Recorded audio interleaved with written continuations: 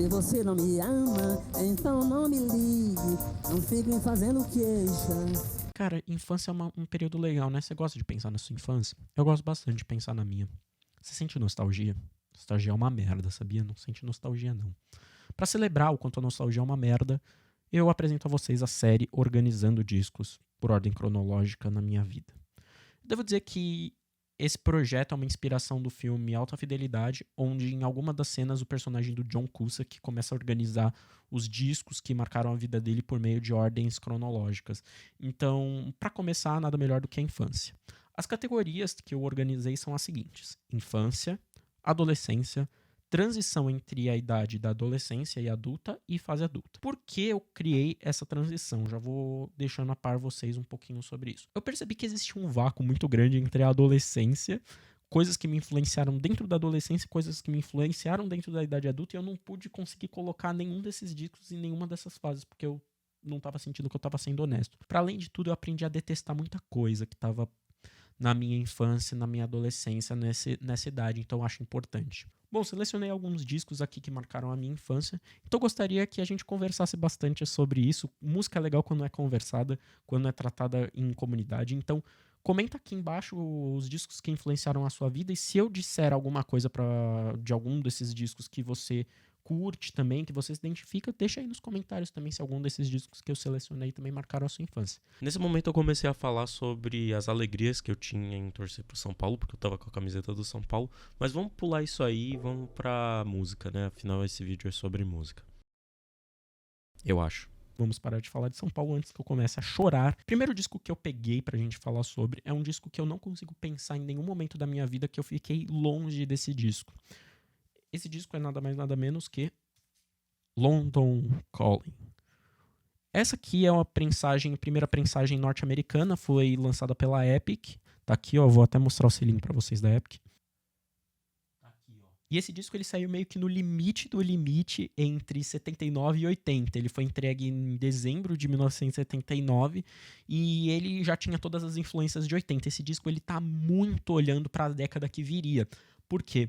O The Clash ele já estava começando a andar, a banda The Clash, né? O Top Hidden, o Joe Strummer, o Paul Simon e o Mick Jones, eles já estavam começando a andar bastante com o pessoal da Two Tone, do New Wave. Então tem muita coisa aqui que eu considero esse disco uma enciclopédia do tempo do punk que eles estavam vivendo. Aqui tem basicamente tudo que você precisa para saber um pouco de punk, e um pouco não, bastante, né? Então você tem Jimmy Jazz com a apresentação do ska maravilhoso, né? Aqui você vê muito forte a influência do Two Tone, da chegada dos jamaicanos nas fábricas, na classe trabalhadora, essa segunda geração de jamaicanos que veio depois da Segunda Guerra para conseguir condições melhores de vida, né? Isso é bastante contado naquele documentário Under the Influences, né? Que fala especificamente sobre ska segunda e terceira fase, né? Não fala tanto da primeira, mas fala sobre esse retrospecto da relação Jamaica e Império Britânico.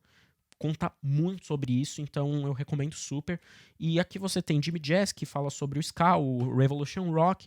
Você tem Spanish Bombs e London Calling, que falam bastante. Tem bastante referência dentro do Punk 77. E você também tem bastante referência ao rock and roll, com o Brand New Cadillac e Coca-Cola. Eu acho músicas muito, muito legais, assim, pro rock and roll, né? O Coca-Cola tem até um pouquinho do New Wave.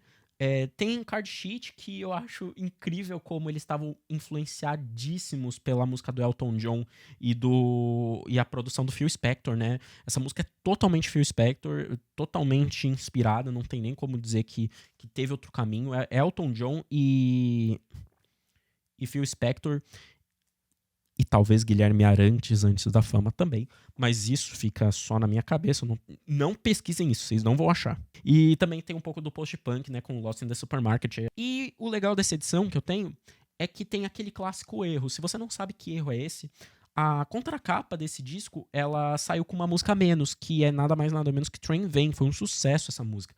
Mas na hora de imprimir o lado 4, ele ficou sem a música Train Vem. Então é como se o disco acabasse em Revolution Rock.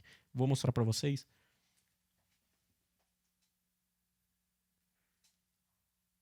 Então esse disco, teoricamente, era pra acabar com um skazão, que é fantástico, eu adoro essa música. Tem uma história pessoal também sobre esse disco que, bom, eu tô me prolongando bastante, né, nesse assunto, mas é porque esse disco é muito importante, que eu queria baixar a música London Calling, e eu acabei baixando o disco inteiro sem querer. Joguei num emule, assim, da vida London Calling, eu queria baixar a música London Calling, e fui dormir. Eu não tinha noção sobre tamanho de arquivos, ou seja, eu não sabia o que era giga, mega, kbps, eu não sabia nada disso. Então eu fui dormir e quando eu acordei tinha muita música naquele WinRAR. Eu arrisquei e apaguei a música do Steppenwolf, apaguei as músicas do Guns N' Roses que tinha lá, apaguei até as músicas que tinham do Rolling Stones, isso foi essencial pra minha vida e deixei somente esse disco. Eu tinha finalmente entrado em contato com um disco propriamente dito. Eu acho que esse foi o primeiro disco que eu ouvi e pensei, caramba, isso é um disco. Esse Duke também, né, do Green Day, foram esses dois discos que eu acabei ouvindo e pensando, caramba, isso é um disco, né? E é muito legal essa capa, né? Super inspirado no primeiro disco do Elvis Presley, né? Com a tipografia rosa e verde. Aqui a gente vê o baixista Paul Simon, que foi muito influente na minha vida, quebrando um baixo numa tour de 1978. Os shows do The Clash eram muito poderosos, principalmente pela performance teatral do Joe Strummer.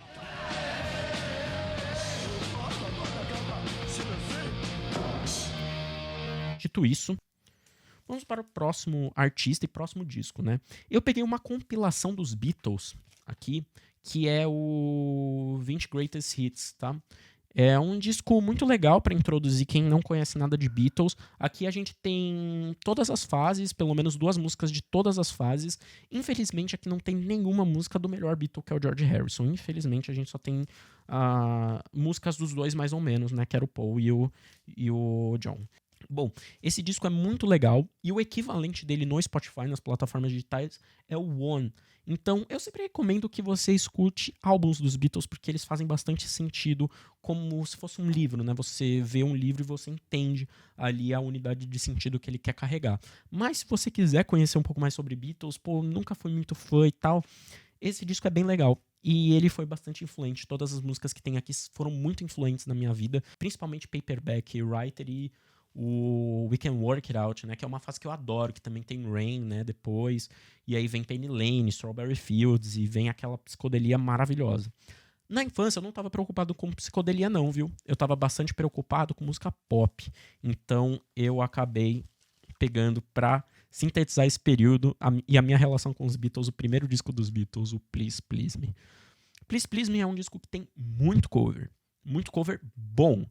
E o John tá maravilhoso nesse disco, né? Ele tá cantando demais, tá arregaçando. E a minha música favorita, como não deveria ser outra, eu acho que se você tem esse disco e não tem essa música como favorita, você tá automaticamente errado. A minha música favorita desse disco é Anna Go To Him. É a música do Alexander, né? E tá aqui creditada, que tem uma historinha. Isso que é legal de LP, né? Você consegue ter bastante informação dentro do LP, você vê a capa e vai ouvindo o disco, vai viajando. E para sintetizar essa época maravilhosa, né, que eu acompanhava muitos Beatles, eu era muito fã dos Beatles, eu acabei selecionando esse primeiro disco e muito fã principalmente da fase mais pop dos Beatles, tá? E eu acabei os renegando na adolescência, mas isso é um assunto para outro vídeo. Finalizando, eu acabei selecionando sim, já está acabando, né? Eu falei mais de London Calling do que qualquer outra coisa, mas finalizando as influências, né, da minha infância, eu acabei sendo aqui já selecionando um disco que foi bem perto do fim da infância, né? Aconteceu de eu estar com bastante acesso à internet e já ter bastante habilidade para olhar as coisas sozinhos, de pesquisar informações. Eu era uma criança muito ativa dentro de internet. Eu gostava de pesquisar muita coisa, foi assim que eu aprendi design gráfico, foi assim que eu aprendi uma série de coisas. E eu acabei descobrindo bastante músico virtuoso nessa época, né? E eu emboquei numa do progressivo, sem saber o que era propriamente progressivo, né? Não vamos achar que eu sabia o que era progressivo com 10, 11 anos de idade, né? Já ali transicionando para pré-adolescência. Mas o meu pai, uma vez ele me chamou, ele falou, olha, Vitor, eu tenho que te mostrar um negócio. E ele me mostrou uma performance em um show na Holanda, que tinha abertura de um cartoon do South Park, fazendo um cover dessa banda, engraçadíssimo, muito bom. E essa música influenciou bastante a minha vida e a forma com que eu enxergo o progressivo. Para além do progressivo, como eu enxergo música, produção musical, que é Rush Moving Pictures. Esse disco é fantástico, esse disco é maravilhoso. Mas a primeira música, Tom Sawyer, eu acho que influenciou todo mundo. Eu acho que todo mundo que chega por Rush basicamente chega com Tom Sawyer, né, no repertório. Essa música fez muito sucesso no Brasil. Rush fez um sucesso absurdo no Brasil. Fez aquele show Live in Rio. Você pode ver imagens disso na internet, você pode ouvir esse disco nas plataformas de streaming. É sensacional. A gente dá um show à parte, assim, a plateia é muito incrível. A gente canta YYZ.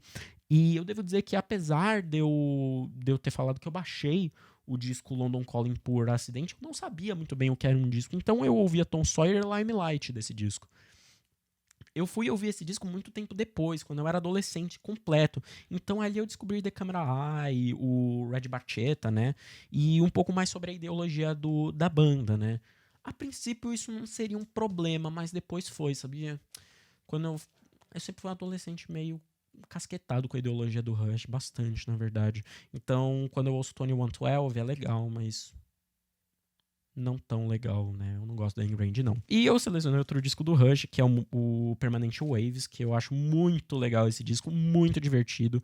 Aqui tem bastante a sonoridade da época, tem bastante as influências do The Police aqui, né? Os caras eram jovens ainda, estavam descobrindo o próprio som, então eles deixaram aquela coisa do 2112, do Caress of Steel, aqueles discos hiper progressivos, né, da fase inicial, até o Hemisphere, né, que tem a La Vida Strangiato, mas eles deixaram isso e foram de boca, assim, no reggae, nos sintetizadores, e aqui é engraçado porque tem bastante influência do pop, ska e punk também. Aqui, assim, eu acho a bateria do Neil Peart aqui super pesada, super punk aqui, né? Nesse disco. E é incrível, Entre-Nous é uma música lindíssima, maravilhosa. Foi muito importante pra mim na infância essa música. E... claro, né? Aqui a gente tem a Free Will, Spirits of Radio, né? O Different Strings, Natural Science. A gente tem muita música legal aqui nesse disco, muita música legal. Então, com esse disco, eu finalizo esse vídeo. Se você gostou, deixa aqui nos comentários. Se você acha que tem alguma coisa que eu possa melhorar, deixa aí nos comentários. Vamos conversar sobre música, vamos falar sobre influência. Se você tem alguma música que te marcou dentro da sua infância, né? Eu tô compilando bastante LP porque ainda é sobre LPs, né? Se eu fosse falar outras influências, né, que eu tive da rádio, por exemplo, o Akon, o 50 Cent, depois pro resto da minha vida foi muito influente para eu consumir hip hop, produção musical, o Snoop Dogg, o Bruno Mars, na adolescência, mas eu não tenho LPs deles e ainda é uma série sobre LP, então eu selecionei os principais destaques. Me segue no Instagram também pra gente conversar um pouco mais sobre música, vai estar aqui, é o Vitor Valente, tá certo? Beijão, gente, até a próxima. Valeu.